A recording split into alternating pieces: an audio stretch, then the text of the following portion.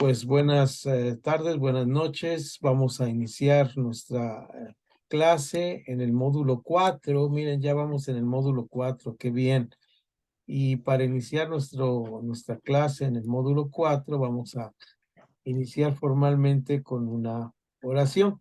Entonces, en este momento vamos a ir a inclinar nuestro rostro, a cerrar y a platicar con nuestro amado Jesús, quien Él nos permite siempre estar arrancando ahora ya en esta ocasión nuestro módulo número 4, ¿verdad?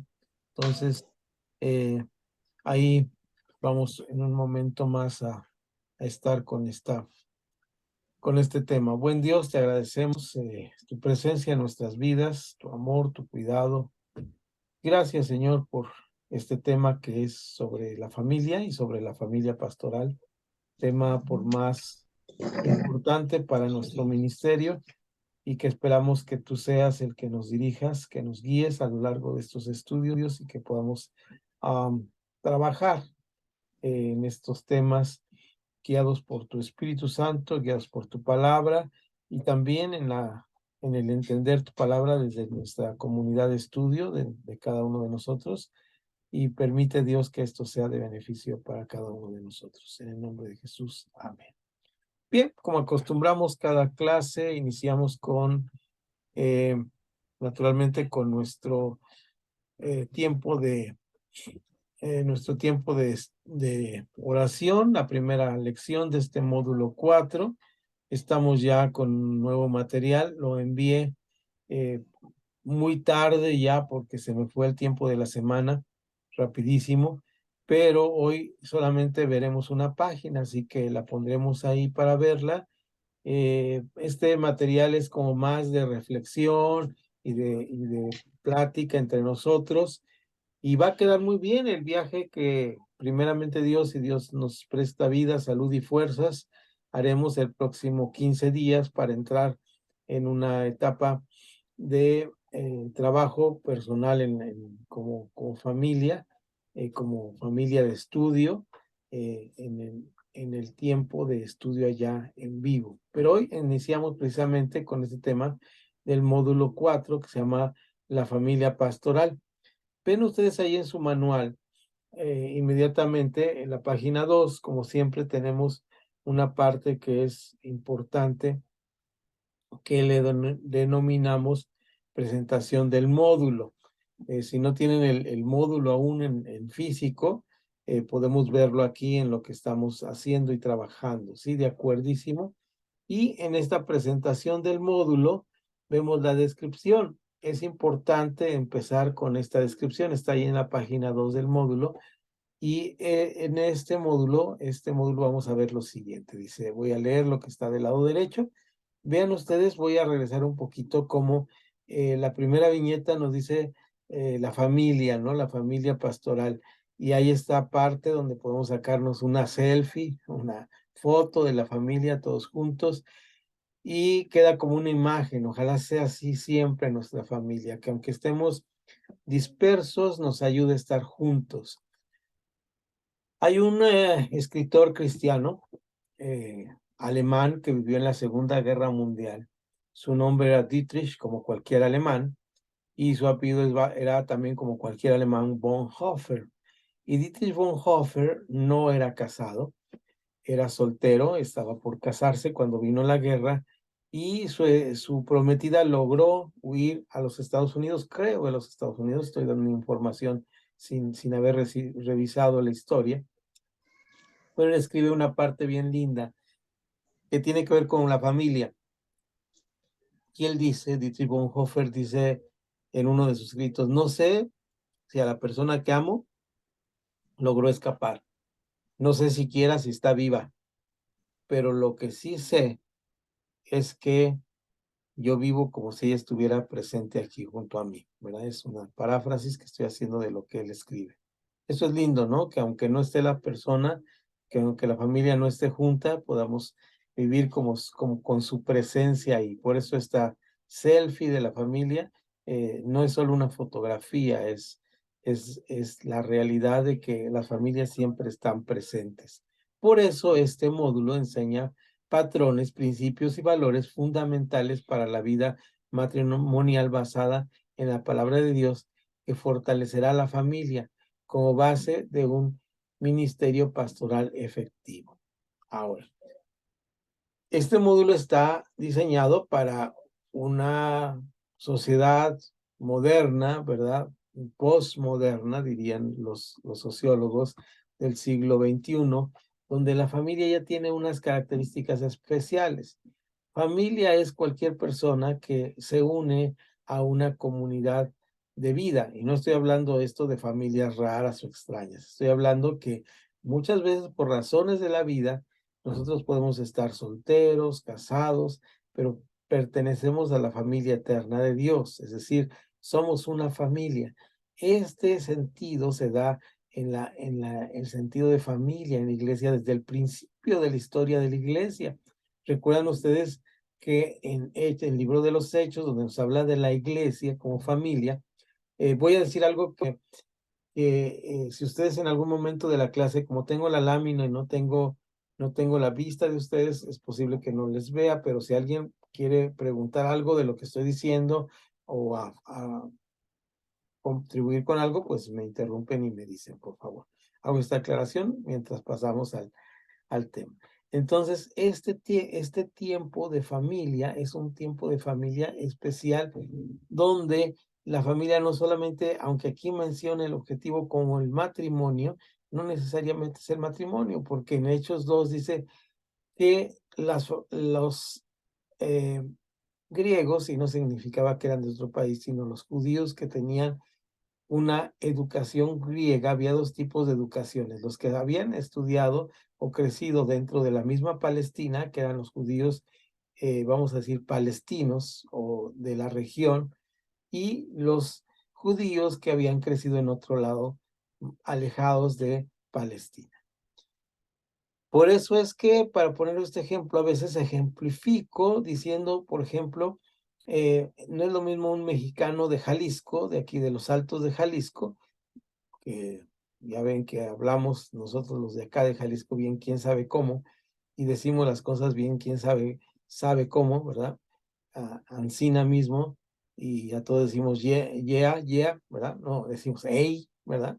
Hey, cuando nos preguntan algo, ¿quieres esto? Hey, así decimos, es un modismo. Y si alguien viene de los Estados Unidos, no solamente dice yeah, ¿verdad? Sino su estilo de vida es un estilo distinto. Su estilo de vida es un estilo de vida distinto. Aunque los dos somos mexicanos, ¿verdad? Hay un estilo de vida distinto. Por eso en el libro de los Hechos teníamos estas dos personas. Ahora, los griegos se quejan de algo, los judíos que venían del extranjero se quejan de algo, que sus viudas eran desatendidas. Ya he tocado este tema. ¿Qué eran las viudas? Bueno, las personas que ya no tenían su esposo, y en este momento de la historia de la humanidad eso era una tragedia mayor, era una tragedia mayor. Y entonces la iglesia venía a ser parte de su familia. La familia es esto.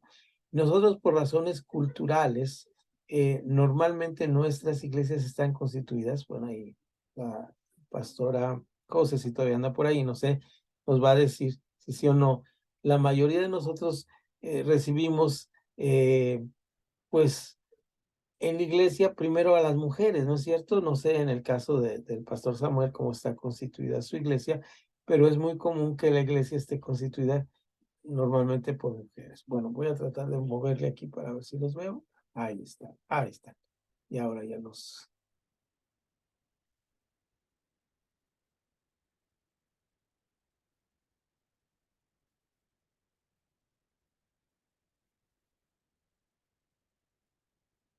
Ahí está. Y ahora ya... Pastor, aquí todavía Adelante. estoy con Sam en el teléfono y nada más le queríamos comentar que según tengo entendido ya todos tienen su guía o su manual. Perfecto, muchas gracias. Muchas gracias. Gracias por el esfuerzo. Bien, entonces ahí ya los puse en cámara, ya no, ya ahora los veo. Bienvenido ahorita que entre su sonido, el pastor Juan. Entonces ya vamos a ir aquí trabajando. Ahora sí ya los veo. Ahora sí, ya los puse ahí formaditos. Ya veo que también está el pastor Juan, Connie, Pastor Samuel, Pastora José, entonces les decía, la familia entonces es esta reunión de gente que tenemos, que vivimos dentro de la familia de Dios, ¿verdad? Entonces, aquí cuando el módulo nos habla de la vida matrimonial basada en la palabra de Dios, pues es esta vida matrimonial de los matrimonios de la familia, pero muchas veces nosotros recibimos en la iglesia y les decía entonces, ya veo ahora a Samuel y a Josefina, no sé en su iglesia cómo es la composición, pero por ejemplo, en nuestra iglesia sí tenemos dos familias, pero las dos personas extras que tenemos, que no son familia, son mujeres solas, no porque estén solas. Una, su esposo fue a trabajar a Tabasco y la otra, su esposo no viene porque trabaja toda la semana y entonces es pero sigue siendo parte de la iglesia, vamos, el matrimonio sigue siendo esencialmente el momento efectivo. Ahora, en la pastoral, en el cuidado pastoral, no necesariamente se necesita ser casado. A veces confundimos el libro de Timoteo, lo vamos a ver más adelante en el curso de la clase cuando veamos ese tema, si el pastor o la pastora debe estar casado. Parece que Pablo dice preferentemente, ¿no? Parece que lo está diciendo, que preferentemente sea casado. Y si es casado, que esté casado con una sola mujer, ¿no? Porque en ese tiempo, pues los matrimonios múltiples o de múltiples parejas eran comunes. Entonces, dice preferentemente. Ahora, esto quiere decir que la familia sigue siendo el núcleo. La familia, de acuerdo al plan y el propósito de Dios, que es lo que vamos a ver en esta primera clase. No la familia moderna como la plantea la sociedad que vivimos. Esa es la familia que le es conveniente y vamos a ver esto en este curso. De tal manera que esta familia, pues es esa familia que se ha sacado esa selfie que vimos en la primera diapositiva, donde está ahí retratada como parte de la familia que debemos vivir. Entonces, este es el propósito y tiene objetivos. Los objetivos son ahora muchos viñetas o muchos puntitos que están ahí en su manual, que voy a ir hablando aquí en esta primera clase, que son muy importantes. El primer objetivo es examinar la perspectiva bíblica sobre el matrimonio. Me voy a detener un poquito para explicar esto. ¿Qué es perspectiva bíblica? Es decir, ¿desde dónde vemos el matrimonio? Y para ejemplificar esto voy a tratar de no complicarme mucho, pero hacer una diferencia entre un matrimonio bíblico y un matrimonio de acuerdo a la sociedad moderna. Nuestros matrimonios, pongo este ejemplo, por ejemplo, mis papás, mis abuelos, sobre todo mis abuelos, tal vez no mis papás, traían una forma de tener el matrimonio que era distinta. No estoy diciendo que buena o mala, simplemente vamos a decir distinta, porque, y les voy a decir cuál era el cambio. Antes se tenían muchos hijos, aunque mis dos antecesores, tanto materno como paterno, sus hijas fueron pocas, pero era por razones de la mortalidad, ¿verdad? De la mortalidad que había muy grande en la época donde mis papás y sus hermanos vivieron. Entonces había una mortalidad muy grande. Pero, aquí es importante decir esto, ¿por qué las familias eran de este tamaño? Voy a dar una respuesta simplista. Trabajaban en el campo, mis abuelos y mis bisabuelos trabajaban en el campo y se necesitaba la mano de obra de todos. Luego vino mi familia, que nomás somos poquitos, mi papá, yo tengo poquitos hijos, nada más 7, ¿verdad? La respuesta del papá. Eran familias numerosas, pero más pequeñas. Y luego vino nuestra generación, donde la familia, por razones de movilidad en los trabajos, porque esa fue la presión, ¿verdad?, de la sociedad, la familia tenía que moverse con cierta facilidad en los trabajos, fueron familias más pequeñas. Y, por ejemplo, nosotros tuvimos 4 hijas, ¿verdad? Y ya era más pequeño que 7. Ahora, nuestras hijas, que ahora son 3 adultas, que el Señor les permitió llegar a la edad adulta, ellas, por ejemplo, ya solamente han tenido uno o dos hijos, ¿verdad? Hasta ahora las dos que se casaron primero solamente quedaron en dos. Y mi nieta mayor, cuando le preguntan, tiene su hermanita, y cuando le preguntan, ¿quieres otro hermano? Dice, con Meli es suficiente, ¿verdad? O sea, ya llega la suficiente. ¿Por qué? Porque las familias se han reducido. Esa familia que estamos hablando, ¿es el plan de Dios? No, es producto de las necesidades sociales de la iglesia, ¿de acuerdo? Entonces ahí vemos esto.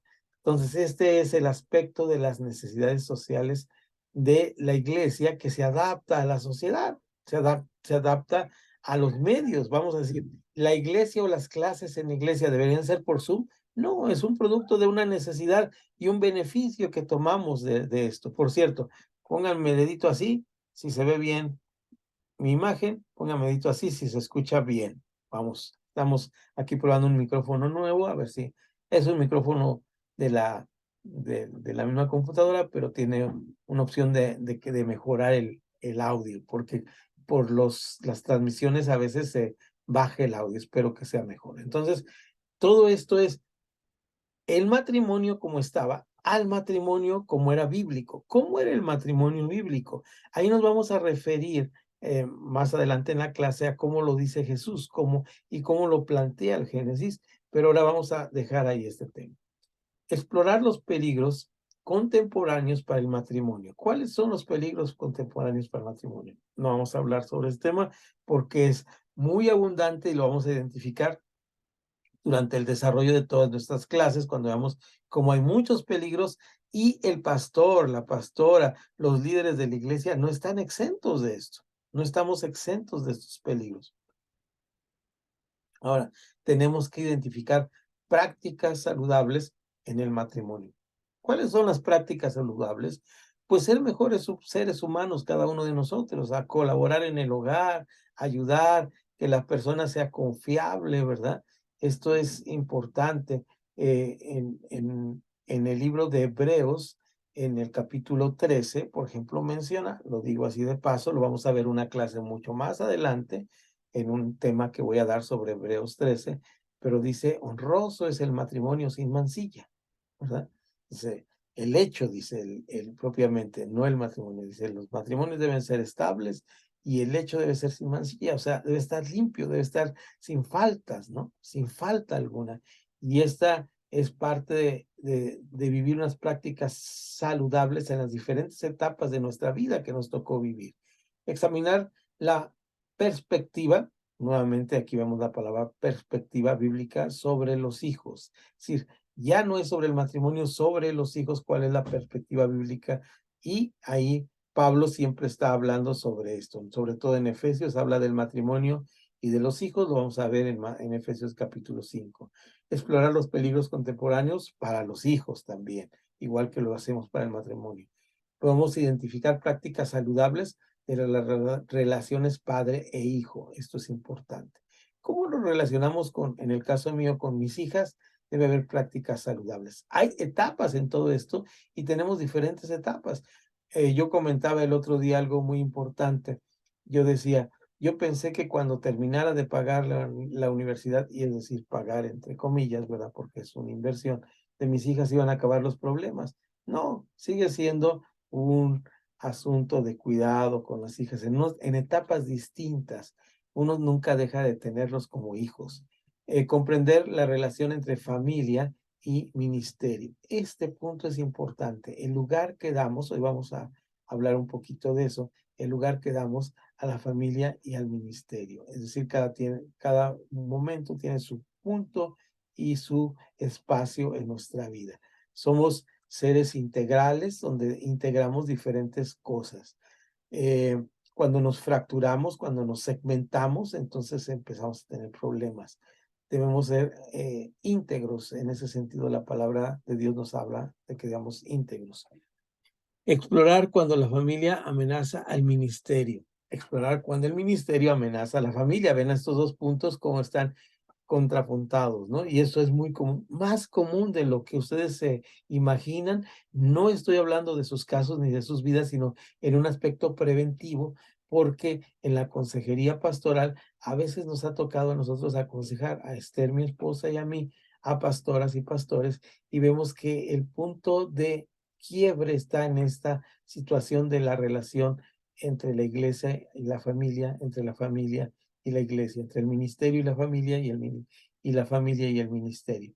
Y por último, vamos a identificar aspectos de un sano equilibrio entre familia y ministerio. Este sano equilibrio debe ser parte de nuestro vivir constante y debemos vivirlo de esta manera. ¿Ok? Entonces ahí vamos a, permítanme, vamos a regresar al...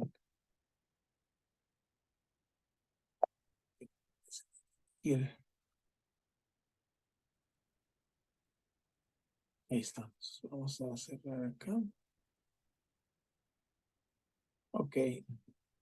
Listo. Ya aquí los veo. Bienvenidos. Entonces ya tenemos esta parte de la clase. Vamos bien de tiempo. Entonces vamos a... Gracias. Tomar un traguito de café para descansar y ver la siguiente parte, ¿no? De acuerdísimo, como ven. Comentarios sobre el tema que vamos a ver, exploramos ya ahí en nuestro manual, en esta página que estuvimos viendo.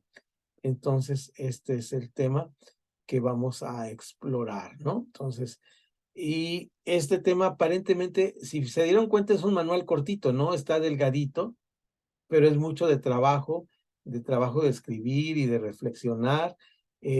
Yo sé que les dije que en este curso no había tareas ni exámenes. No vamos a cambiar la estrategia, pero por razones de aprender más, vamos a empezar a hacer algunos trabajos, no fuera de clase ni fuera de la hora, pero dentro de nuestro salón de clase, donde vamos a hacer aspectos de reflexión. Vamos a entrar la próxima semana, precisamente.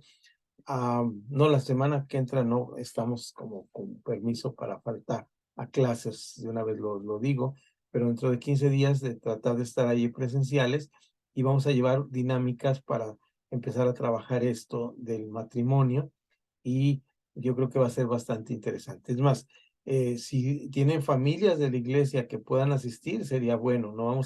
Propiamente no vamos a tratar del tema de como curso para pastores, sino va a ser de la familia en general y luego de ahí va a derivar el tema para la familia. Vamos a llevar algunas cosas para los matrimonios, entonces, pero si no es posible, así estamos bien. Bien.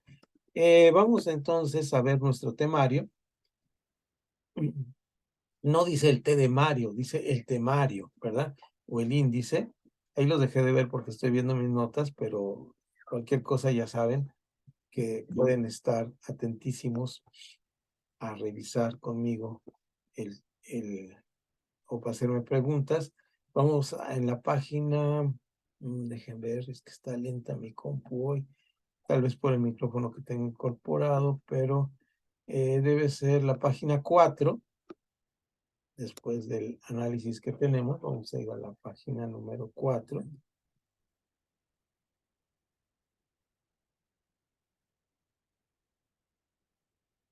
Y vean ustedes cómo ahí en la página número 4 tenemos el índice, ¿no? Y en esta página 4 pueden ustedes revisar este índice.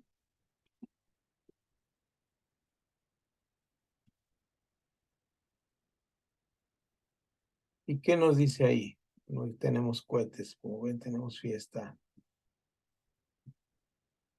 patronal aquí, pero vamos a ver si.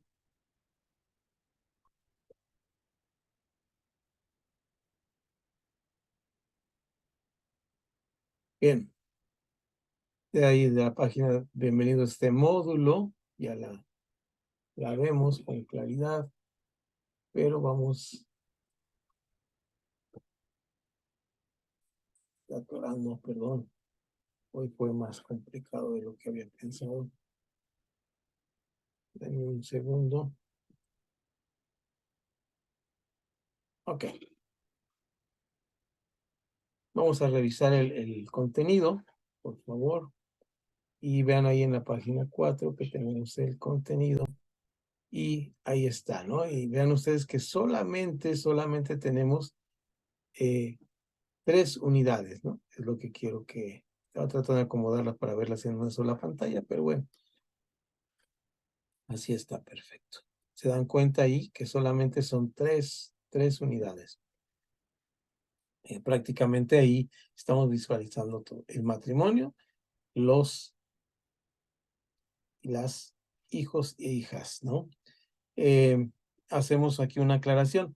El lenguaje de decir hijos y hijas, que actualmente se hace abuso de él, no vamos a hacer abuso de él, vamos a usarlo cuando sea es necesario en los escritos hacer esto y justamente en este curso vamos a ver algunos versículos de la Biblia donde recomienda el traductor hacer esta aclaración en cuanto a que se mencione tanto al hombre y a la mujer, ¿no? Y es precisamente en cuanto a las viudas, Pablo menciona esto y también otras partes que son cuando habla de los hijos y las hijas, y él lo menciona de esta manera, ¿no? Porque aquí hay que hacer, cuando el lenguaje necesita una aclaración, así es importante. ¿Por qué? Porque no es lo mismo hablar del marido que de la esposa, ¿verdad? Son partes diferentes. Ahí lo vemos en el tiempo donde vamos a hablar más adelante sobre la pastoral hacia la familia, no de la familia del pastor, sino la pastoral hacia la familia. Vamos a ver que se tiene que tratar de una manera especial a los varones y una manera especial a las mujeres. Entonces, por eso hago esta aclaración. Pero vamos a ver también la familia y el ministerio. Vamos, ese es el punto que quisiera que quedara ahí en sus mentes con esta página. Cerremos un poquito el manual ahora mismo para tener o tratar de tener una lectura que yo les he enviado por el mensajero.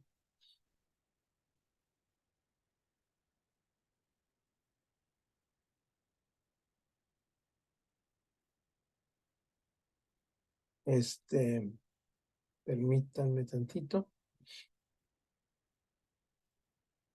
Por el mensajero se los mandé. Y es esta lectura de Filipenses capítulo 1, ¿sí? Por favor, vamos a ir a esta lectura de Filipenses capítulo 1. Vean ustedes cómo ustedes saben que todas nuestras clases empiezan con una reflexión bíblica, un estudio bíblico, y vamos a tenerlo ahí a mano. Ahora no estamos en el manual, estamos en lo que les mandé por WhatsApp, que es esto que pues, si no lo pueden tener a la mano y ver, aquí lo proveí de tal manera que lo podamos ver. Vamos a ver que se esté viendo para... eh, eh,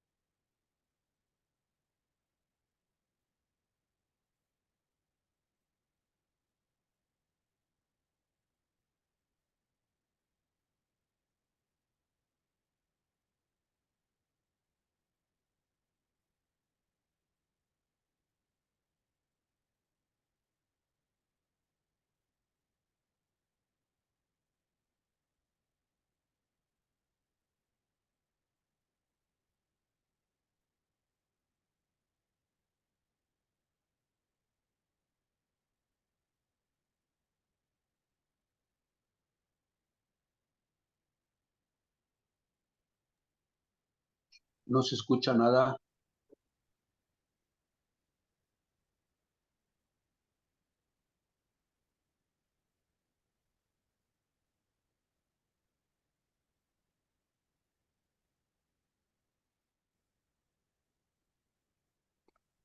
Bueno, ¿se escucha ahora mejor? Ahora sí ya. Ok, Sí, porque se sí cortó. nos perdimos algo porque no escuchamos nada. Ok, vuelvo a repetir. Bueno, vamos a hacer esta lectura del libro de Filipenses capítulo 1, repito lo último que dije, y en esta lectura lo vamos a hacer en la Reina Valera, que es la traducción con la versión o la revisión actualizada. Entonces, repito, lectura de Filipenses capítulo 1 en Reina Valera, la traducción en la revisión actualizada.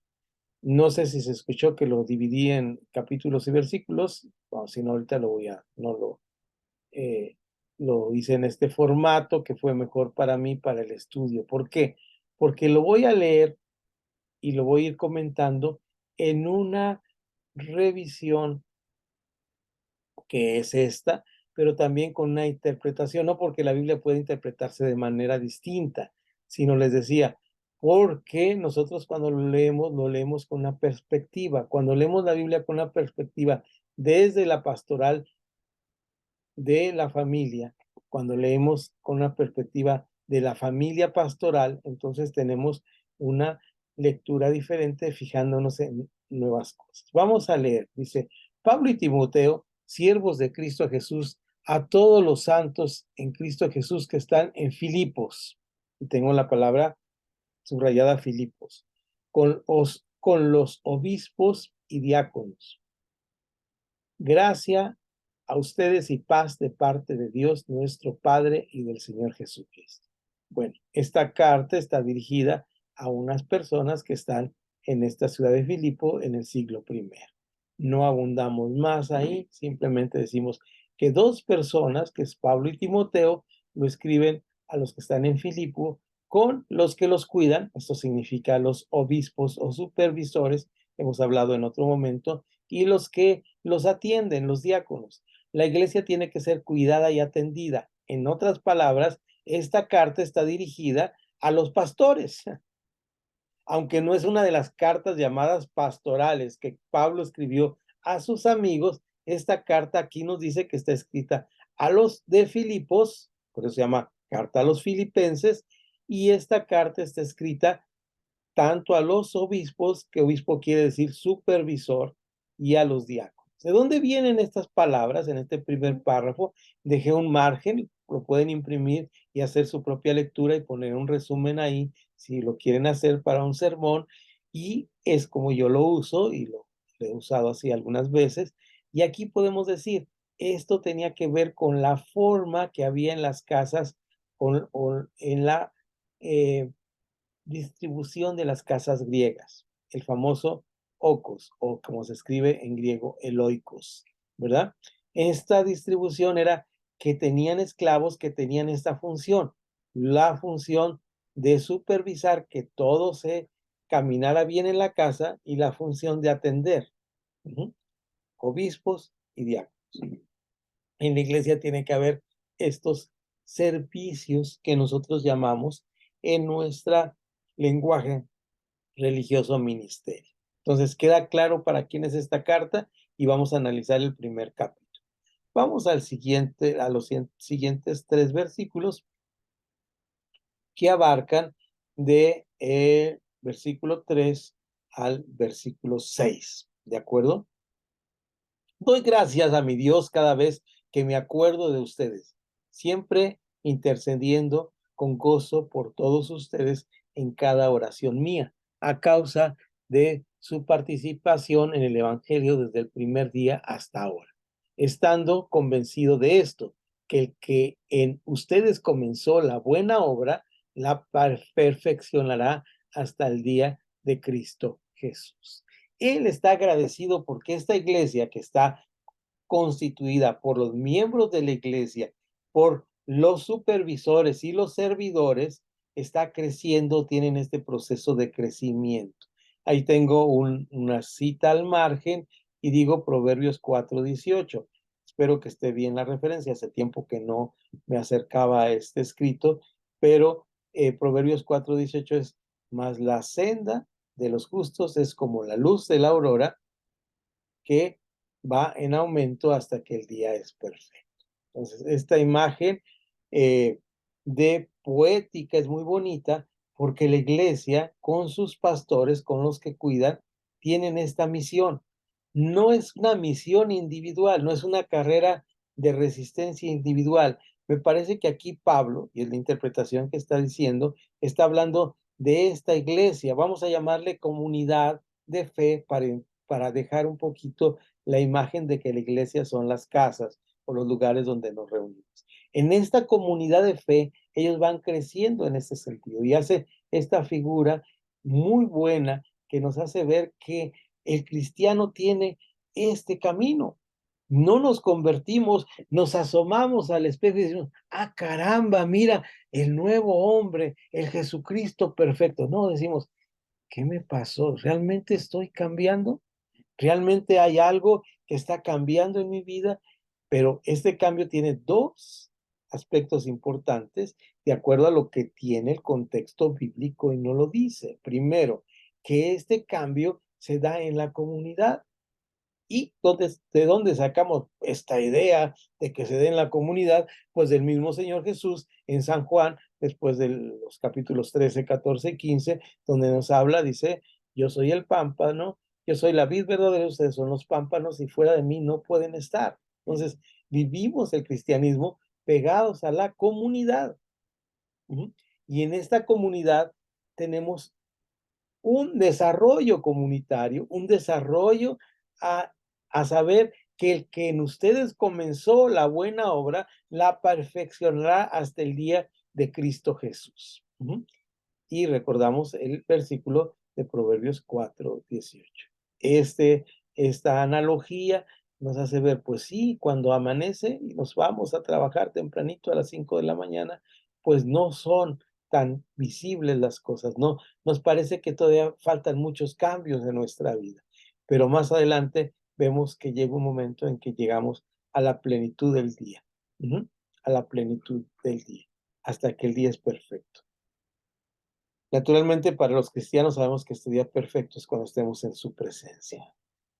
Me es justo sentir esto de todos ustedes, porque los tengo en mi corazón, tanto en mis prisiones como en la defensa y confirmación del Evangelio. Son todos ustedes partícipes conmigo de la gracia, pues Dios me es testigo de cómo los añoro a todos ustedes con el profundo amor de Cristo Jesús.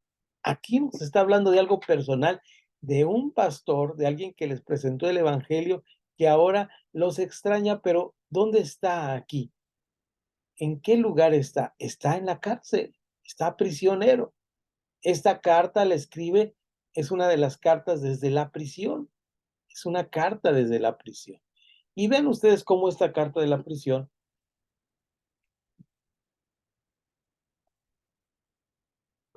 tiene que ver precisamente con esta parte que nos va a decir en el siguiente párrafo de cuál es la situación que está ahí. ¿Por qué está ahí Pablo? ¿Qué está haciendo Pablo? Bueno, dice que para confirmación del Evangelio, es decir, el Evangelio significa las buenas noticias. Pablo tenía una misión muy importante y era predicar hasta lo último de la tierra. Para él lo último de la tierra significaba ir hasta España, era el final de lo último de la tierra. De ahí ya sabían, y recuerda que estamos en el tiempo donde la tierra se pensaba que era plana, después del continente europeo, de la orilla del mar, ahí donde zarpan los barcos para ir al océano, no deben alejarse mucho porque luego pues se iban, ¿no? Según el pensamiento no científico de esta parte de la humanidad. Entonces, él pensaba que este era lo último de la tierra, es hasta donde quería llegar con el Evangelio, llegar hasta la persona más poderosa de la tierra, que era el César. Ese era su objetivo. Nosotros vemos en todo esto que era el objetivo de Pablo. Entonces, habla después de esto, y esta es mi oración. ¿Cuál es la oración hacia la iglesia? Es una oración muy pastoral, que tiene que ver también con la familia del pastor. Esta es la oración y está orando por ellos, por la congregación y por los obispos o servidores y, los supervisores y los servidores que eran los diáconos. Que su amor abundante, que su amor abunde, aún más y más en conocimiento y en todo discernimiento, y tengo la palabra discernimiento subrayada, para que aprueben lo mejor, a fin de que sean sinceros e irreprensibles en el día de Cristo. Aquí nos habla de una condición de cómo debemos llegar a ser, y Pablo ora por esto.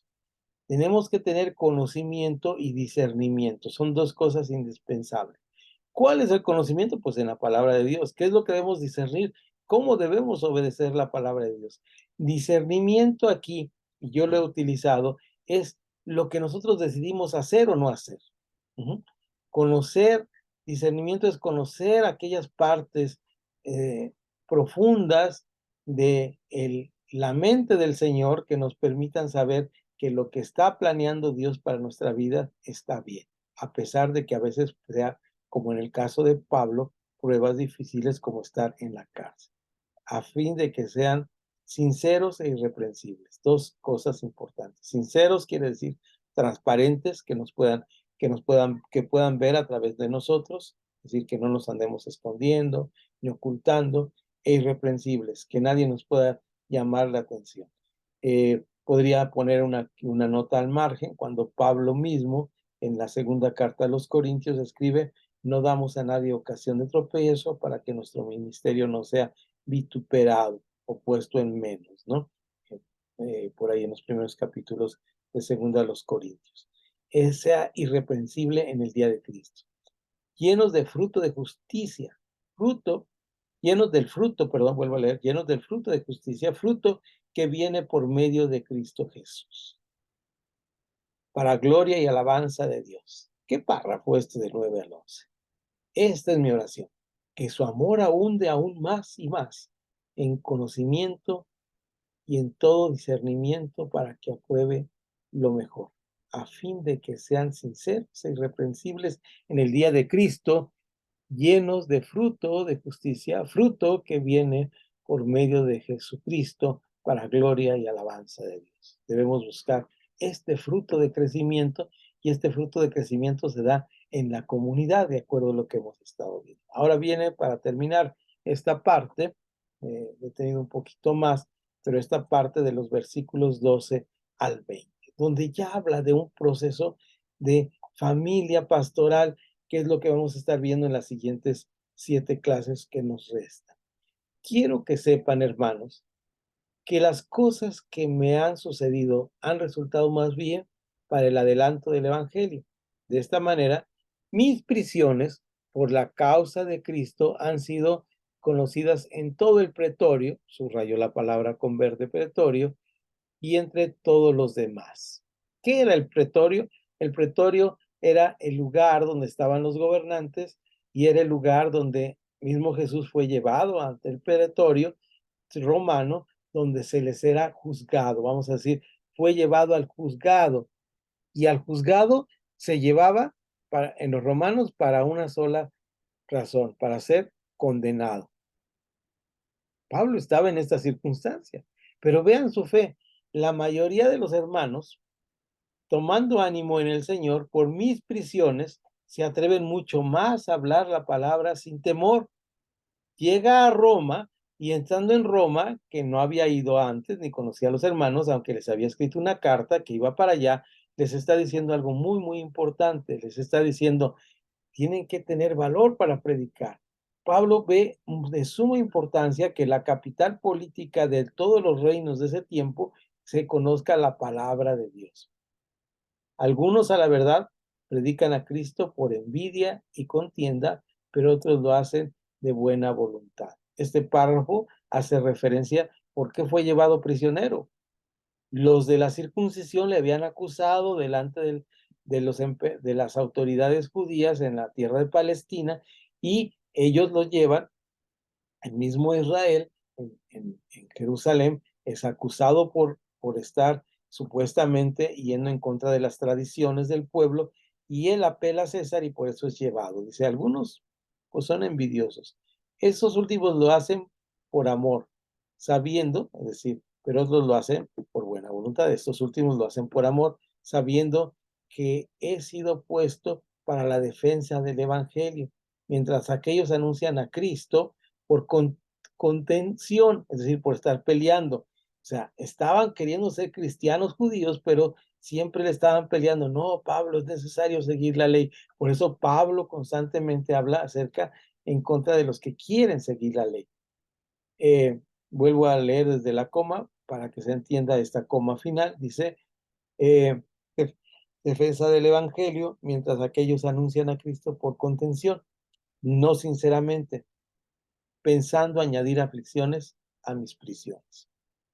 Eran enemigos de Pablo. En Gálatas les llega a decir, carambas, ya esténse en paz, por favor, me están atacando muy fuerte. ¿Qué pues? Pregunta. Solamente que de todas maneras Cristo es anunciado, sea por pretexto o sea de verdad, y en esto me alegro, ¿verdad? Pero me alegro aún más, pues sé que mediante la oración de ustedes y el apoyo del Espíritu de Jesucristo, esto resultará en mi liberación conforme a mi anhelo y esperanza, que nada seré avergonzado, sino que con toda confianza, tanto ahora como siempre, Cristo será exaltado en mi cuerpo, sea por la vida o por la muerte. Vean la esperanza de Pablo. Aquí recordamos el pasaje de Romanos 8:28 y sabemos que los que aman a Dios todas las cosas les ayudan a bien, esto es a los que conforme a su propósito son llamados, porque a los que antes conoció también los predestinó. Hasta ahí dejamos esta oración donde Dios tiene cuidado de nosotros. Y Dios está teniendo tanto cuidado de Pablo que aún las circunstancias difíciles que le son contrarias, de acuerdo a Filipenses, que hemos leído este primer capítulo, son importantes para saber qué es para que el evangelio sea predicado.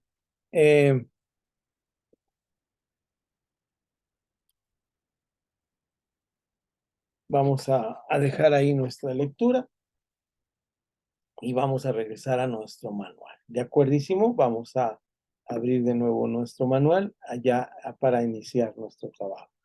Vean ustedes qué interesante esto, porque y yo he dado esta primera introducción a nuestra clase de 8 lecciones sobre la familia pastoral, porque la familia pastoral y la familia cristiana no son miel sobre hojuelas. No es sencillo, nos enfrentamos a múltiples dificultades, pero al final tenemos que decir como Pablo, sea por vivir o por morir, esto es para que el nombre del Señor sea engrandecido. Nosotros como familia y trabajando desde nuestro servicio que Dios nos ha puesto, por humilde que parezca o por grande que parezca, eso no importa, es para que el reino de Dios sea esparcido, para que la palabra de Dios sea proclamada. Y esto es a través de nuestras propias familias.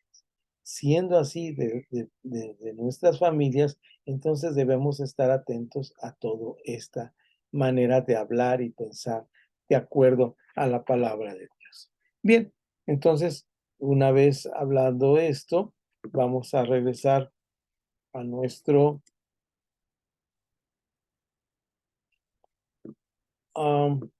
a nuestra lección.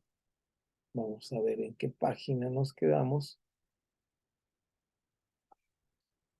Déjenme, porque se me andaba brincando por todos lados mi lección. Ok. Y vamos a ir leyendo. Hace rato estaba por ahí brincando. Empezó como a fallar la compu y entonces me brincó, pero ahí estamos ya en la página número 5 y vemos la unidad 1, el matrimonio. Vamos a empezar a hablar sobre el matrimonio. Los voy a dejar de ver un ratito para leer, pero voy a hacer preguntas. Y alguien me ayuda, por favor, con el primer parrafito. Estamos en la página 5, unidad 1, el matrimonio. El primer parrafito hasta donde dice grandes tipologías, y luego ya vamos a entrar a las dos tipologías que hay del matrimonio, y luego ya vamos a ver el punto A, que es la perspectiva bíblica. ¿Quién me ayuda? Por favor, déjenme bajar esto para que me ayuden a leer esta parte mientras. El matrimonio es la unión de un hombre y una mujer que se concretan a través de determinados trámites legales y rituales de costumbre socio-religioso. Al contraer matrimonio, los cónyuges adquieren diversos derechos y obligaciones. La celebración del matrimonio posee dos grandes tipologías. Hasta ahí vamos a ver qué es esto de las tipologías. Es decir, aquí dicho en palabras como complicadas, nos está diciendo hay dos maneras de llegar al matrimonio en nuestra sociedad. De hecho, por ahí se hacía una broma, estás casado por las dos leyes, ¿verdad? No sé si ustedes llegaron a los abuelos, los papás decían esto, que era necesario casarse por las dos leyes. En nuestra iglesia cristiana había una formalidad que se decía, si no estás casado por el civil no te podemos casar. Esta era una formalidad curiosa de tipo social, pero así se decía, es decir, los matrimonios así eran. En cierto momento la iglesia impartía el matrimonio con algo que llamaban como sacramento. Esta era más bien una acción de control religioso que una verdadero sacramento que impartía la iglesia. Nosotros sabemos que Dios nos instituyó, ¿cuáles son los dos sacramentos que instituyó el Señor Jesús? ¿Recuerdan o lo saben de acuerdo a la iglesia cristiana, evangélica o bíblica, como la quieran llamar? ¿Cuáles son los únicos dos sacramentos que está? Sacramento quiere decir que fueron instituidos por Jesús. Esa sería la traducción. Que realmente fueron instituidos por Jesús como algo que tenía que repetir la iglesia o impartir o compartir la iglesia. ¿Cuáles serían los dos sacramentos? El bautismo y la cena. Así es, el bautismo y la cena. Perfectamente, así es, Pastor Juan. Y un día vamos a hablar sobre estos sacramentos. Más adelante vamos a hablar, cuando llegue el momento de hablar sobre impartición, vamos a hablar sobre estos. Pero ahorita dijimos que son los dos. La iglesia, cuando se constituyó formalmente en algo como estructural, dijo, no, no es suficiente, tenemos que tener mayor control. El bautismo les daba cierto control, porque era el registro, ellos tenían el registro civil, vamos a decir, pero necesitaban otro control más, y este control empezaron a aumentar los sacramentos y se constituyó el matrimonio como un sacramento. Pero desde el punto de vista bíblico, no es un sacramento, no es algo ordenado por el Señor, pero sí tiene estas dos dimensiones, lo civil y lo religioso. Ahí la pastora José nos estaba leyendo y vamos a ver qué es el matrimonio civil. ¿Nos ayudas, sigues ayudando con el matrimonio civil para que digas tu lectura? Y nos paramos, por favor, con la última palabra, que es la palabra civil. Matrimonio civil, la unión del hombre y la mujer ante el Estado. Esta unión se rige por las normas legales del país y se contrae ante una autoridad competente. Pues, esta ceremonia se denomina también casamiento, boda civil. Ok, hasta ahí. Entonces, esta primera instancia es la parte civil. Ustedes dicen, bueno, ¿qué tiene que ver esto con el cristianismo o dónde lo dice en la Biblia? No, esta parte tiene que ver cómo nos constituimos como sociedad. ¿Recuerdan ustedes cuando termina Romanos 12 que nos habla cómo debemos vivir adecuadamente? Como cristianos debemos vivir en una forma muy adecuada, muy ad hoc, una manera diferente de vivir, nos da ciertas instrucciones cómo debemos vivir, que se unirán a Efesios capítulo 4, se unirán a Hebreos capítulo 13, de la manera en que debemos vivir, y serán arropadas por el Sermón de la Montaña, que es como nuestro nuevo ley que nos permite vivir adecuadamente el cristianismo. Toda esta forma es la forma en que vivimos. Y cuando termina el capítulo 12 de Romanos, que es esta forma en que vivimos los cristianos, y dice, no seas vencido de lo malo, más bien vence el bien, más bien vence al mal con el bien, perdón. Entonces sigue Pablo diciendo, sométanse a toda autoridad, porque esto es bueno para que el evangelio, para que el reino de Dios sea esparcido. No que nos unamos, yo no leo ahí que dice, únete a las autoridades para luchar juntos. ¿Mm? ¿Recuerdan cuál fue la tentación de Jesús tanto en Mateo 4 como en Lucas 4? Las tentaciones de Jesús fueron varias tentaciones. Una de las tentaciones, todo esto te daré si postrado me adorares. Ahora, ¿de qué se trataba esto de todo esto te daré si postrado me adorares? Se trataba de que él estaba, todo dice, lo subió a un lugar, ya estuvimos hablando sobre esto, ¿verdad? Cuando estuvimos hablando de las tentaciones. Y lo interesantísimo, a veces se hace una bola donde dijo una cosa y otra, pero creo que fue en esta clase, donde lo dijimos, lo interesantísimo de esta parte es esta parte donde Jesús, aquí hay otra perspectiva nueva a esta lectura que dimos, donde ¿qué está haciendo el enemigo de nuestras almas? El enemigo de nuestras almas está haciendo algo muy interesante, le está diciendo, mira, tú veniste a salvar al mundo, a establecer el reino de Dios, pues mira, te ahorro todo el camino, ahora te lo doy, te lo entrego. Es decir, es una rendición, es una recapitulación de decir, pues ya estás aquí, vas a hacer todo esto que dicen que vienes a hacer, porque él conocía la palabra y sabía que venía. Pues de una vez te la pongo fácil, ya, ahí están todos los reinos. No se ha leído a veces correctamente este pasaje porque se piensa, ah, mira, le estaba mostrando toda la maldad del mundo para que Dios pecara, para que Jesús pecara. No, no, le está diciendo, ahórrate el trabajo, vamos, camina por aquí, ya vas a tener todo. Ahora, Jesús le dijo, lo que diga mi dedito, ¿verdad? No, no, no me voy a rendir ante esto. ¿Y cuál era la razón? Que Dios ya tenía un plan y el Señor nos iba a salir de su plan y le contesta con la palabra. Y no solo esto, sino que lo maravilloso es que Él sigue el plan de Dios conforme al propósito de Dios. Nosotros somos los que a veces nos queremos saltar las trancas, como se dice acá en mi pueblo, Tlajomulco, ¿verdad? Nos queremos saltar las trancas y queremos, decimos, ay, pues mira, ¿qué tal si él llega a ser presidente de la República, el pastor fulano, que es bien cristiano? Yo creo que él sí cambiaría nuestro país. No, no se trata de un poder político, se trata de la salvación y regeneración de las personas a través de las buenas noticias.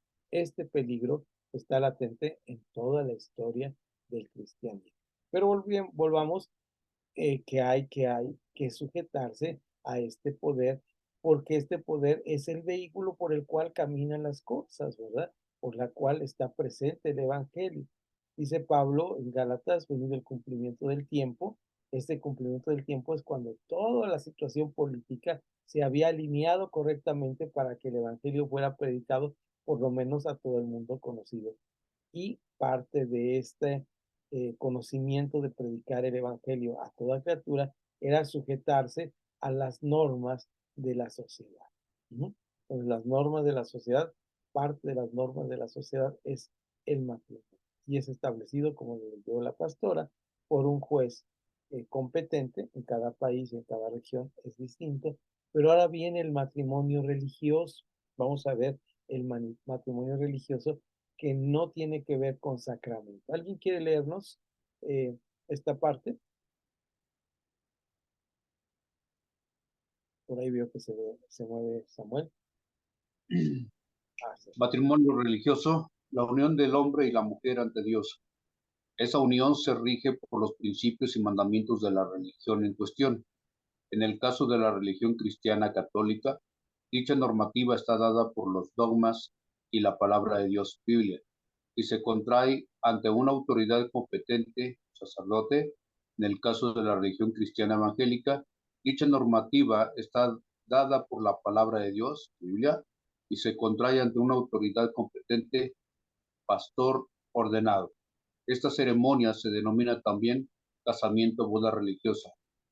Hasta ahí, por favor. Hasta ahí vamos a dejar. Entonces, nuevamente aquí el ámbito del matrimonio también es religioso. El ámbito religioso está marcando las dos formas que tiene dentro de nuestra sociedad y cómo llegan los matrimonios a nuestra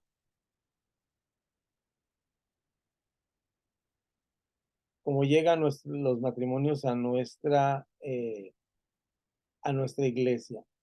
Hay una parte que a veces tenemos que recordar a los hermanos, y esta parte se encuentra en el libro de Corintios cuando Pablo habla, y aunque está hablando de los esclavos y de la forma de la esclavitud en los tiempos del primer siglo, esta parte de la esclavitud tiene que ver con esto cuando dice, de la manera que llegaste a Cristo, así te debes quedar. Es el consejo. No es palabra que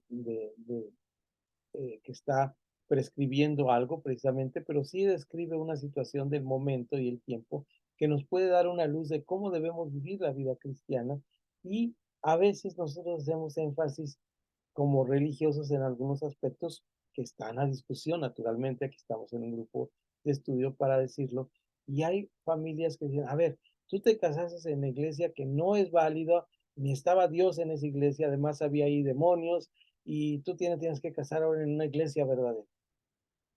Yo creo que ahí podría, yo lo pongo a discusión y lo pongo sobre la mesa, podría aplicar ese tiempo. Bueno, si ya vienes casado, pues así quédate, ¿no?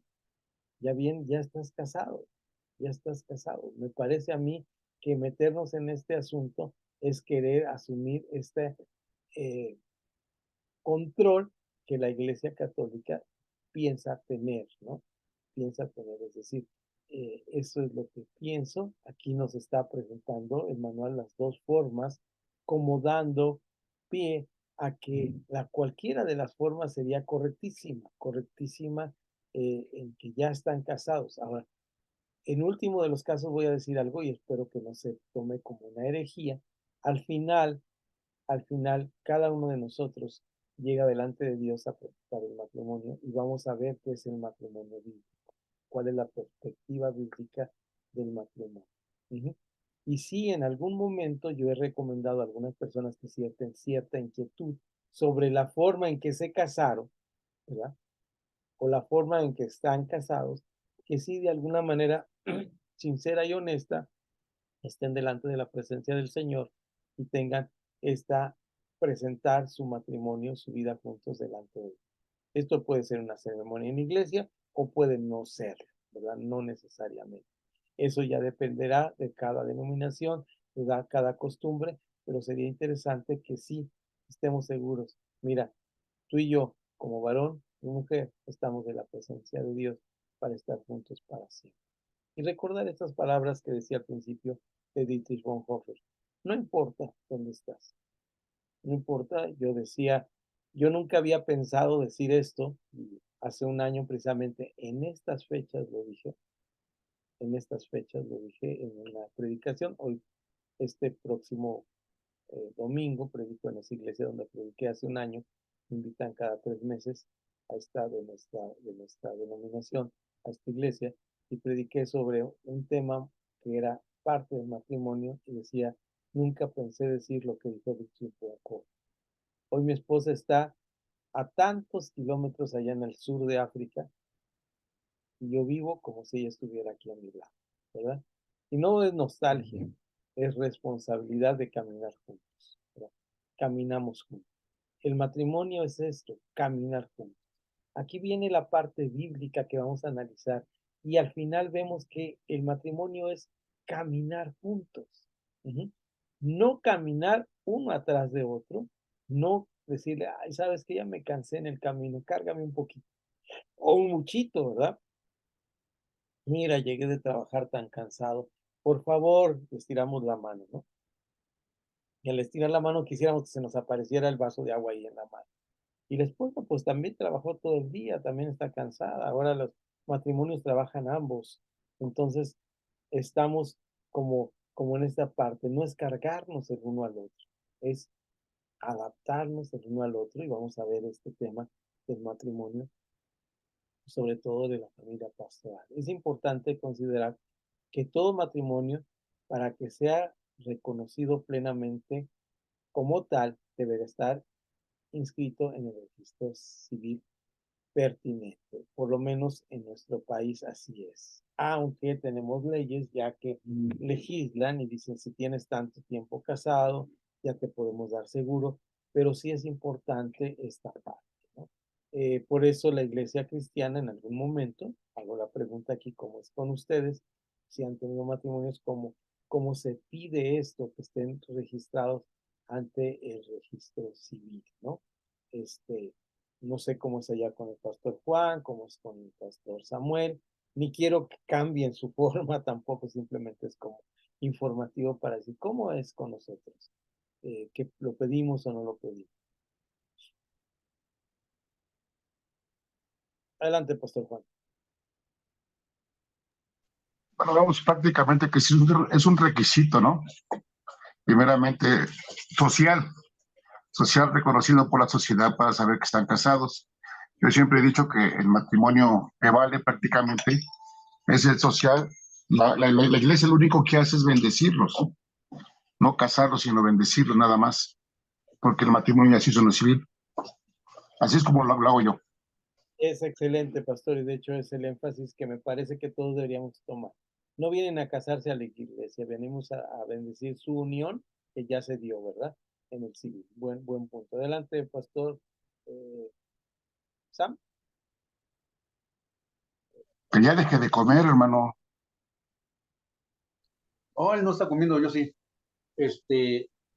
Sí, bueno, dentro de lo que fue estipulado dentro de las iglesias fue precisamente ese, que llegaran por el civil como requisito para no brincar las autoridades también.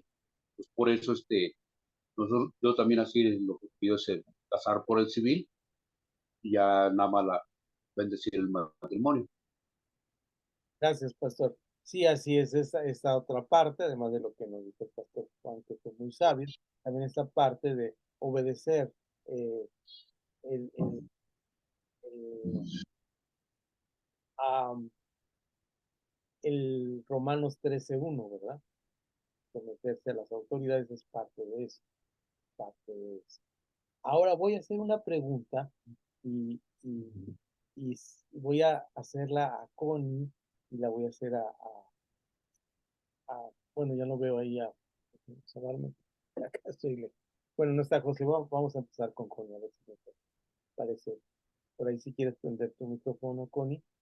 Ahora, no es una pregunta personal, es una pregunta para que nos digas, pues más o menos, eh, cuando te casaste, estabas en la iglesia cristiana o en la iglesia católica, y cómo te sentías con esta parte que de lo que acaban de decir los pastores. Es decir, lo veías de así como ellos lo dijeron, o tenías otra visión cuando te casaste, pensabas que era diferente. ¿Cómo era este asunto? Para enriquecer nuestro diálogo. Yo me casé por la iglesia católica, este, pues no conocía la palabra de Dios, de Cristo, aprendí un poco por la católica, ¿sí? La Biblia, de mis años, unos 14, 13 años a 14 que empezaban a enseñar la Biblia y esa fue mi inquietud de aprender la Biblia. Pero yo no, en mi matrimonio, pues te digo, me casé y seguí adelante. Ya la convivencia con mi esposo, pues ya fue diferente, pero llevábamos según la religión católica, pero no íbamos tampoco a la iglesia, ni agarrábamos la Biblia. Claro, ¿Sí? pero era la forma en que se casaban, ¿verdad? Y estaba bien o no. Pero la pregunta que ahora te hago, en base a lo que me dices, pero sí te casaste por el civil, o sea, te lo exigieron en la iglesia Sí, católica, ¿no? Sí. por el civil y por la iglesia. ¿Pero lo exigían ellos o no lo tomaban? No, me parece que lo exigieron tanto los papás de ellos como de mi esposo como los míos. Ok, sí, porque aquí vemos algo que es algo importantísimo, que aparte de lo que dijeron muy bien los pastores, es otro argumento más que debemos dar. Y el argumento es una seguridad de tipo civil o legal, que se casen por el civil. Hay una una seguridad legal para todos los trámites, para los hijos siempre es mejor, ¿ya? Entonces, ahí tenemos esta parte. Pero ahora, ¿cuál es la perspectiva de la Biblia en cuanto al matrimonio? Es lo que vamos a ir viendo poco a poco en esta hora y lo vamos a parar ahí casi en los primeros versículos que vamos a leer, porque los siguientes son ejercicios que vamos a hacer de trabajo, ya no, ya no con, eh, ya no ya no hacia la distancia, sino lo vamos a hacer en vivo y a todo color, tratando de encontrar la enseñanza correcta. Vean ustedes que sigue, los estoy dejando ver, pero está igual si preguntar algo o no están ubicados, me avisa en la página número 5. Perdón que lo interrumpa, se oye muy poco. ¿Se oye bajito? Sí, Voy a gracias. tratar de subir. Falló hace rato el micrófono. Cierra tu micrófono, Connie. Ok, Sí, creo que cuando hay ruido se baja porque interfieren los sonidos, ¿verdad? El programa mismo ve que alguien está hablando y baja el volumen del otro para que el otro hable. Gracias, Pastor. Bien, les decía entonces en la página 5, vamos a empezar en la letra A que dice perspectivas bíblicas. ¿Cuál es la perspectiva bíblica del matrimonio? Aquí no es un manual que nos va a decir, este es el matrimonio. Yo recuerdo un famoso libro de Larry Christensen que se llamó en tiempo, cuando yo me casé, se llevaba en la iglesia, que se llamaba El matrimonio cristiano, ¿verdad? Y uno pensaba que ahí iba a decir lo que la Biblia decía. No, lo que estaba diciendo es cómo debería ser el matrimonio de acuerdo al pensamiento norteamericano, ¿verdad? Más bien en el pensamiento de la familia norteamericana, cómo debería ser. Ustedes recuerdan esa imagen de la mujer peinada, con manicure, con el copete así alto, como en los 70s, estaba esperando al marido en su casa, esperando que llegara y le daba un beso, muy, muy decente el beso. Había un programa que se llamaba Hechizada, ¿verdad? Que hablaba de esta situación de cómo lo esperaba, o la bella genio, esa es la imagen de la familia, ¿verdad? De la familia norteamericana. Nada que ver con la familia bíblica, ¿verdad? Y en parte algunos cristianos, y agradecemos el esfuerzo que hicieron algunos hermanos como Larry Christensen por mostrarnos parte de forma, pero había tanto, aquí digo, tanto del mundo en la familia cristiana que se perdía o se desdibujaba realmente cuál era la enseñanza bíblica en cuanto a la familia. La Biblia tiene varios textos que permiten fortalecer conceptos adecuados sobre el matrimonio. Veamos algunos de ellos.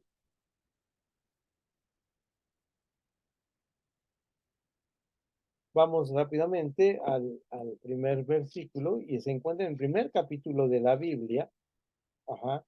Y vamos a ir analizando y qué enseñanza concreta, y es lo que vamos a ir a hablar allá, las enseñanzas concretas sobre el matrimonio, porque tenemos que cambiar nuestras perspectivas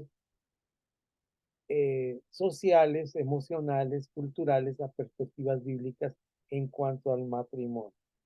En el capítulo 1, el versículo 27, dice, y creó Dios al hombre a su imagen, a imagen de Dios lo creó, varón y hembra lo creó. Así sencillamente está esta imagen del 1:27. Y hay una enseñanza muy concreta en todo esto. La enseñanza concreta de todo esto es que Dios lo creó a imagen de él. ¿Qué es esta parte de la imagen? Podemos hablar de las palabras, qué significa, pero sencillamente el texto nos está diciendo algo clarísimo.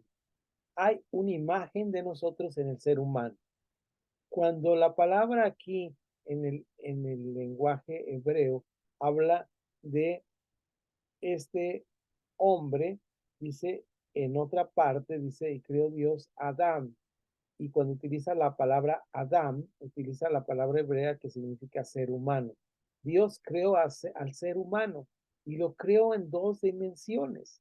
Las dos dimensiones que está mencionando aquí es la dimensión de Génesis 1:27. ¿Cuáles son estas dos dimensiones por razones biológicas de procreación? Estas dos dimensiones por razones biológicas de procreación son, lo creó como, dice, a imagen de Dios lo creó, varón y hembra los creó. Recordamos que el libro de Génesis es una serie de cantos de la creación que se transmitieron precisamente de esta manera para preservar la palabra de Dios original antes de que en los tiempos de el regreso de los israelitas de Egipto en el cautiverio fuera puesta sobre piedra y sobre manuscritos que pudieran transmitirse de esta manera. De tal manera que estos primeros cantos del Génesis son como escenas, eh, como cuando nosotros vamos al teatro y nos presentan diferentes escenarios, o cuando vemos una película y presentan diferentes momentos. Inclusive hay algunas películas que dicen, y ahora nos brincamos a tal año y ahora a tal año, o ejemplos más de nuestros tiempos y no somos tan modernos. Mi papá nos llevaba a un circo, a Tai de Hermanos, que lo anunciaban como el único circo en México de 3 pistas. Imagínense ustedes eso, ¿no? Uno estaban los changos, en otro estaban los payasos y en otro estaba el domador, ¿no? Los trapecistas. No sabía uno para dónde voltear. El Génesis es algo así, son escenas diferentes, no están en orden cronológico, es decir, por orden de aparición. No es una historia lineal que va de aquí para allá. En la literatura española del siglo pasado, en algo que es en la literatura española, dije que latinoamericana, en español del siglo pasado, hubo una tendencia así, donde era como una espiral que no sabíamos dónde estábamos, ¿no? Y aunque aparentemente llevaba una historia, al final, cuando uno le empezaba a leer, por ejemplo, y vine a Comala porque me dijeron que acá vivía mi padre, un tal Pedro Páramo, en ese sentido, sabemos que no era el inicio de una historia, pero una historia que no era lineal. Iba a empezar a contar, sí desde el pasado, si iba al presente, si iba atrás. Al final en Pedro Páramo no sabía si estaba muerto o no. A colación saco esto porque la historia de Génesis a veces nos confunde porque pensamos que esta historia de la creación es lineal. Pero aquí sacamos no de contexto el texto, sino dentro de una imagen que nos presenta como una estampa que nos permite vislumbrar cómo Dios creó al hombre a su imagen y semejanza. A imagen de Dios lo creó, varón y hembra. Y el otro pasaje donde nos habla la creación nos dice, y creó Dios a Adán. Adán, la palabra hebrea para mencionar ser humano, ¿verdad? El ser humano fue creado en dos dimensiones. Estas dos dimensiones son importantes. Esta es la dimensión que dijimos de carácter biológico de procreación. Pero hay un detalle ahí dentro de la palabra que es muy interesante que acabamos de leer. Varón y hembra los creo. Esta razón es de identidad, de identificación. ¿Con qué nos identificamos? Con la imagen de Dios que tiene relación con él mismo. Es una relación íntima porque dice, en el principio el Espíritu del Señor se movía sobre la faz de la tierra, ¿verdad? Y nos dice ahí, dice,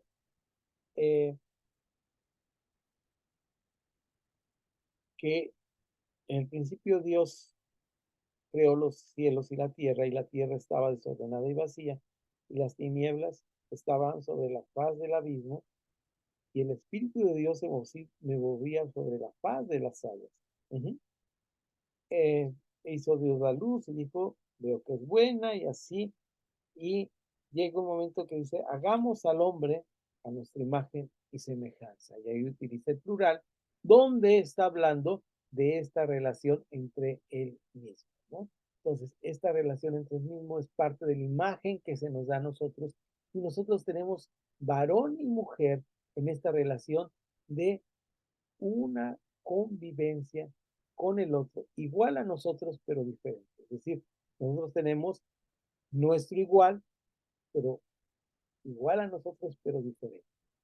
No solamente en lo físico, estructural, con fines procreativos y biológicos, sino en el aspecto de convivir con el otro para encontrarnos a nosotros mismos en el otro.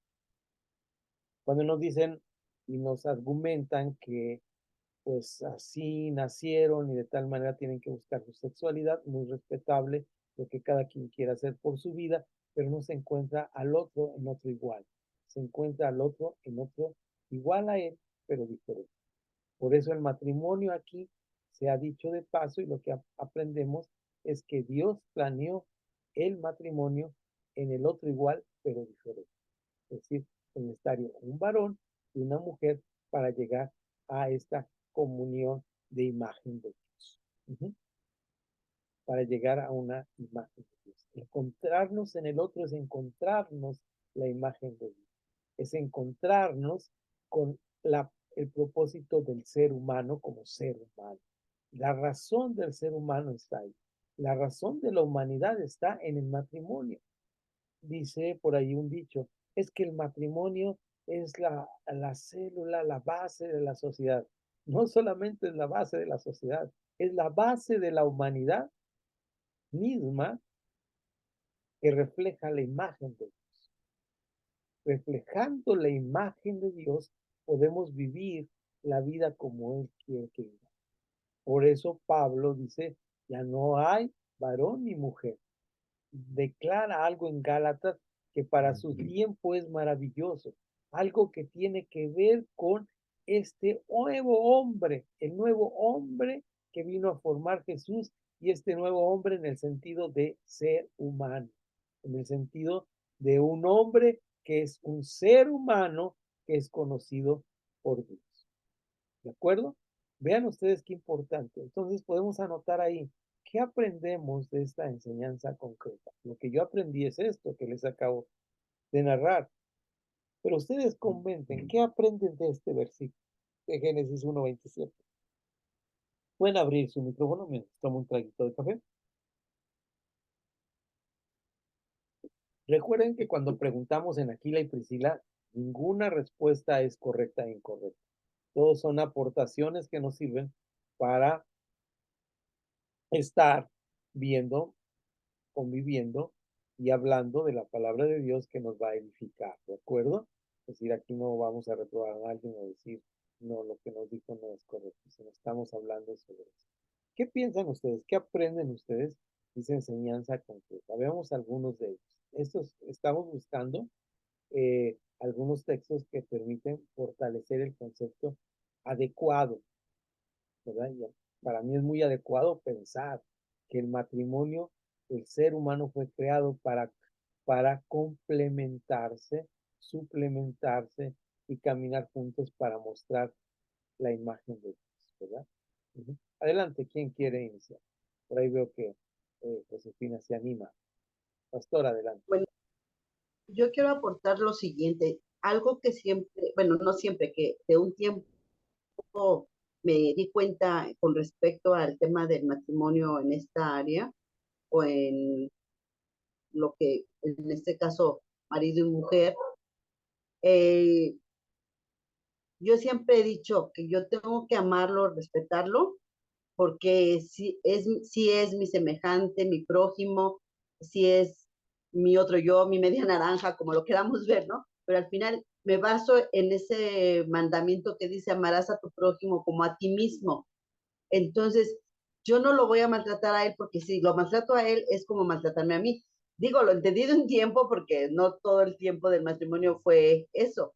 Y yo creo que de parte de él pasó lo mismo. O sea, él me procura y yo lo procuro. Él me ama porque, o sea, si yo me amo a mí misma, no, les digo yo a algunas mujeres, yo no voy a irme a golpear a la pared, ¿verdad? Porque me amo. Entonces, ¿por qué voy a golpear a mi pareja? O viceversa. Si él se ama, a ver que se pegue solito y no que nos ande pegando a las mujeres, por decir.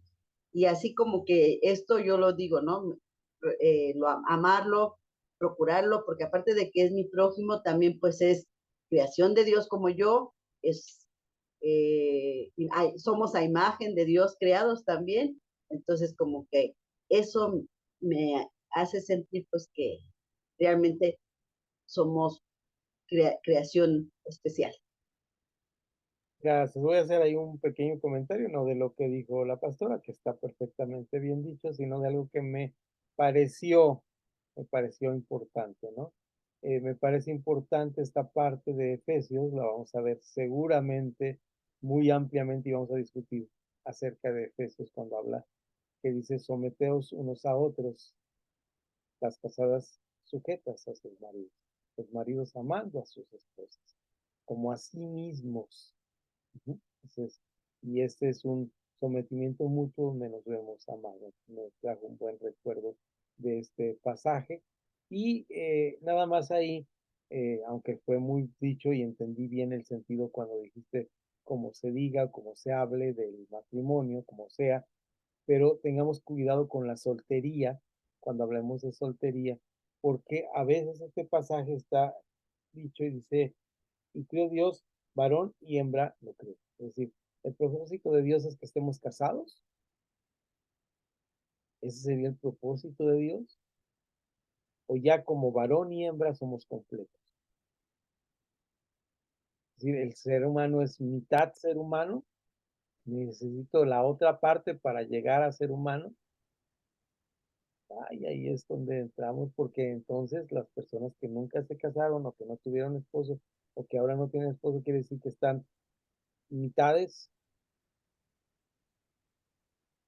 Pero también depende, ¿no? Como la experiencia, por ejemplo, yo como viuda, la experiencia que tuve en mi matrimonio. Claro, claro, Sí, perfectamente válido, ¿verdad? es- Pero sí, tú, antes de casarte, durante el matrimonio y ahora en tu viudez, sigue siendo el mismo ser humano completo.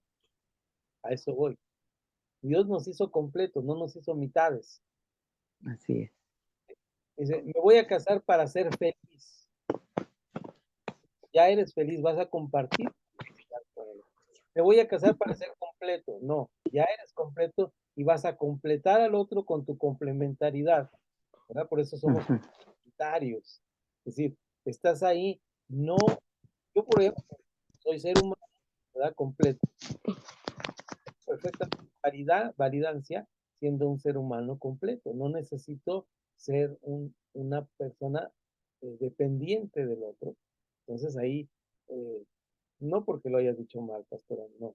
Estoy simplemente poniendo los puntos sobre las IES para que tengamos cuidado con esta forma que a veces tenemos, que tú mencionas, ¿no? Por ahí en tu comentario, la media naranja, ¿verdad? No somos mitad de nadie. Ujú. Como si Dios necesitara complementarnos a través del otro, como dice Connie. Pues ella tuvo su experiencia, ahora está en otra etapa de su vida, igual que todos pasamos por diferentes etapas de nuestra vida. Fuimos solteros y éramos completos, estamos casados, somos completos y nos complementamos con el otro. Hay personas como Connie que está aquí con nosotros, que está en la viudez, pero ya hizo su complementariedad en su vida matrimonial y ahora vive pues en integridad, íntegra, no porque ahora le falte un pedazo, no, no, de ninguna manera. Claro que se extraña, se añora, ¿verdad? Pablo mismo en Filipenses dice ahí en el primer capítulo, dice, ¿cómo los añoro? Imagínense ustedes esa parte donde dicen, híjole, estoy aquí en el patíbulo, se reconoce como el patíbulo en el momento antes de morirte, y los extraño. Cuando va para Roma, pasa por sus últimos viajes, pasa por Éfeso, llama a los ancianos, ni siquiera va a la ciudad, dice, y les abrazó y lloraba. ¿Saben qué es eso de despedirse de alguien? Y que sabe uno que ya no va a estar más tiempo. Va a ser una cosa difícil, ¿no? Son experiencias difíciles esas partes donde dice uno, yo recuerdo eh, mucho un momento en nuestra vida, cuando a mi esposa hace muchos años, mis hijas estaban solteras todas, lo operaron de la vesícula y me dijo, vamos a orar por, por Esther, estábamos ahí toda la familia, sabíamos que era una cirugía un tanto ambulante, no era nada complejo, por lo menos no como nuestro pastor Samuel, que se sufrió una situación bastante compleja, era tiempo y todo esto, y estaba ahí por la operación de la vesícula, y entonces ya nos íbamos a salir y me dice Esther que me acercara para darle un beso y un abrazo. Y me dice, no quise decir esto delante de ellas, pero si me voy, despídeme. Yo no había caído en cuenta de la gravedad del asunto, ¿no? O sea, imagínense Pablo en esa circunstancia. Ahora, pensar que voy a estar incompleto, pues no, me dolió mucho lo que me dijo y mi corazón lloró. Estuve una noche de insomnio pensando en esas palabras que me dijo, pero eh, no era incompleto por eso. Era doloroso, nunca podré entender lo que es ese dolor, porque no lo he vivido, y cada uno tiene procesos distintos, pero definitivamente es doloroso. Pero esto no quiere decir que ya perdí la mitad de mi cuerpo, ¿verdad?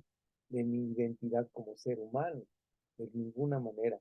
Hago este énfasis porque es lo que nos enseña aquí el pasaje, que debemos estar muy concretos en esta parte y en esta parte de enseñanza que debemos afirmar que el otro es prójimo, dijo la pastora, el otro es el prójimo. Y el otro es como un ser humano que merece respeto y dignidad. Qué triste es que nosotros a veces ofendemos a nuestros seres queridos de una manera cruel. Empezamos con el famoso, uy, estos huevitos no los haces como lo hacía mi mamá, ¿verdad? Trabajas, tú no trabajas como trabajaba mi papá, ese sí era un hombre trabajador, tú eres un flojo más. No son golpes físicos, pero son golpes en el alma que dejan heridas muy profundas al que queremos y amamos, a quien nos acompaña en el camino, al otro igual a nosotros, pero diferente, con, que, con quien nos complementamos en el camino, ¿no? Con quien queremos caminar.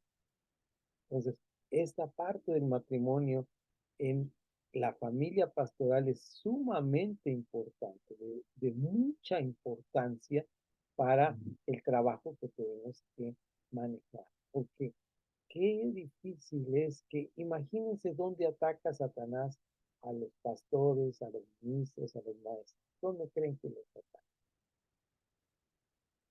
Justo ahí, en la familia.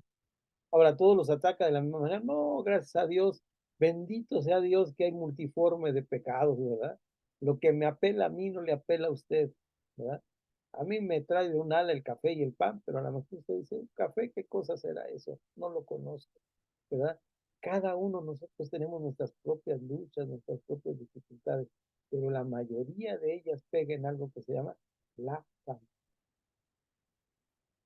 He tenido que dar consejería, no puedo decir aquí porque no estoy diciendo nombre ni nadie, ni mencionaré nada que me han dicho en una parte, no porque sea la confesión sacerdotal donde no se tiene que divulgar, sino porque no tiene que tener discreción de nombres y personas, pero hay personas que me han dicho, es que yo fracasé en mi ministerio porque idolatré a mi hijo, lo tenía como un ídolo, ¿no? Bueno, yo he visto familias cristianas que, bueno, le puede uno regañar a la persona, decir lo que sea, pero al niño no lo puede decir uno, ¿verdad? Que la mamá voltee y nos ve con los ojos de, muérete, ¿verdad? ¿Cómo te atreves a mi chiquito?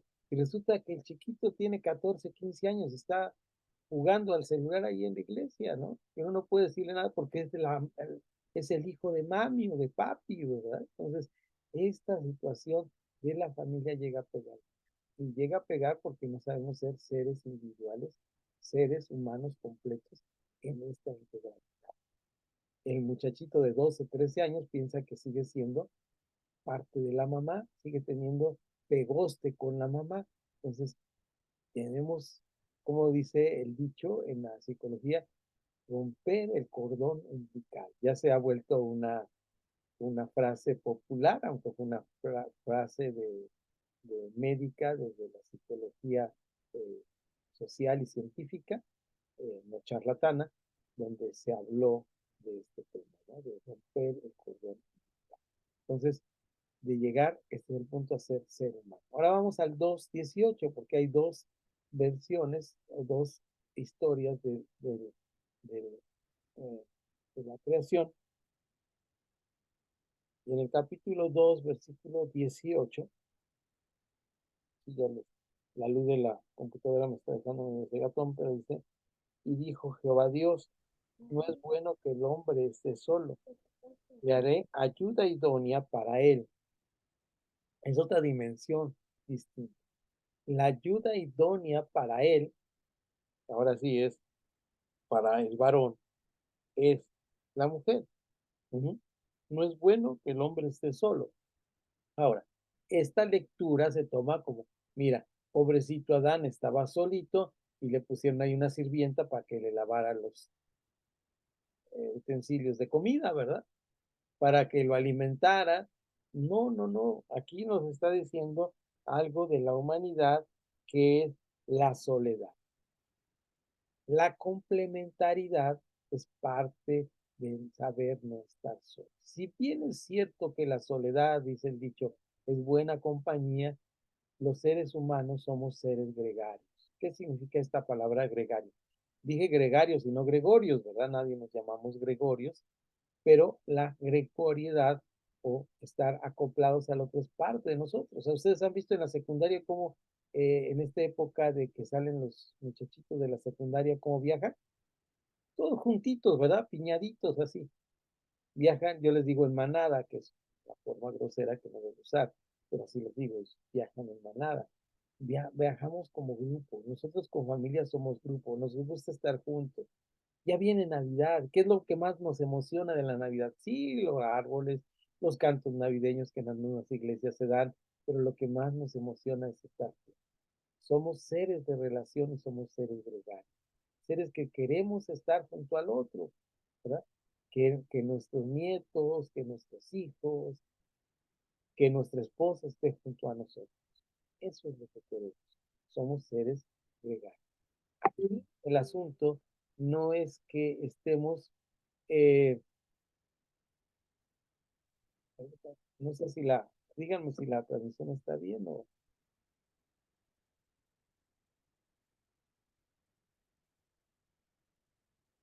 a ver, Sí, pastor. Sí, está bien, pastor.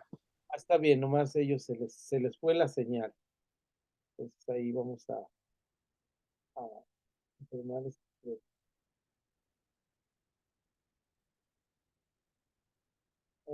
Bueno, dejé nada más. Bueno, estamos ya por terminar con el último versículo, pero ahí.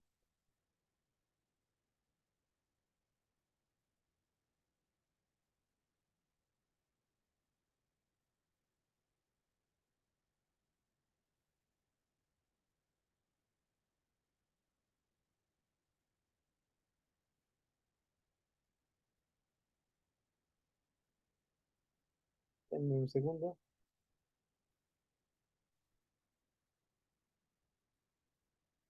Listo. Entonces, vean ustedes cómo esto nos habla de este tema tan importante. Vamos a tener que ver la grabación al final. Tan importante que sería la manera de atacar esta. El hombre no está para estar solo. Entonces, el matrimonio, lo que aprendemos aquí es muy importante, es que el matrimonio tiene una función de que seamos acompañados. Sí, es cierto, como decía, es buenísimo estar hablando de esto, pero más bueno todavía es llegar a esta comprensión. Entonces, aquí es donde vamos a poner, antes de ver el versículo 24 y Mateo 15, Mateo 19, aquí es donde vamos a poner, por razones de tiempo, estamos a un minuto de terminar nuestra clase, entonces vean ustedes cómo vamos a ver el otro pasaje. Lo voy a mencionar ahora, Mateo 2:24 y Mateo 19, pero no voy a entrar a la explicación o la aplicación que debemos decir. Nos quedamos con la enseñanza concreta del versículo 2:18, y es que el ser humano tiene necesidad de compañía. Y cuando hablo del ser humano, estoy hablando de la mujer y del hombre. El ser humano tiene necesidad de compañía. Buscamos la compañía. Entonces decimos de esta manera que una visión del ser humano como un ser humano que simplemente por razones biologistas de procreación busque el matrimonio no es una fortaleza en sí. Por eso muchos matrimonios se destruyen cuando los hijos se van. El famoso síndrome del nido vacío. Ya no están los hijos, pues ¿para qué le seguimos juntos? ¿Verdad? Entonces, esa es la razón porque no está bien aplicado esto. Ahora sí, simplemente dije, voy a leerlo para dejarlo para dentro de 15 días hablarlo. Primeramente Dios, si Dios nos permite salud y fuerzas ahí con ustedes. Fíjense bien como ya hasta ahora al final dice, por tanto dejará el hombre a su padre y a su madre y se unirá a su mujer y serán una sola carne. Este es el propósito, que no lo escribimos ahora, lo veremos dentro de 15 días, porque Jesús retoma esto cuando los fariseos por tentarle, en Mateo 19 dice, y vinieron los fariseos y para tentar a Jesús le dice, ¿le es lícito dar carta de divorcio, como Moisés lo dijo? Dice, pues, mira, por la dureza del corazón Moisés dijo eso, pero en el principio no fue así. Es decir, el matrimonio no tenemos que ver como lo tenemos ahora en nuestra modernidad o en nuestra posmodernidad, sino lo debemos ver como Dios lo planeó, con estas dos partes importantes que ya presentamos como base.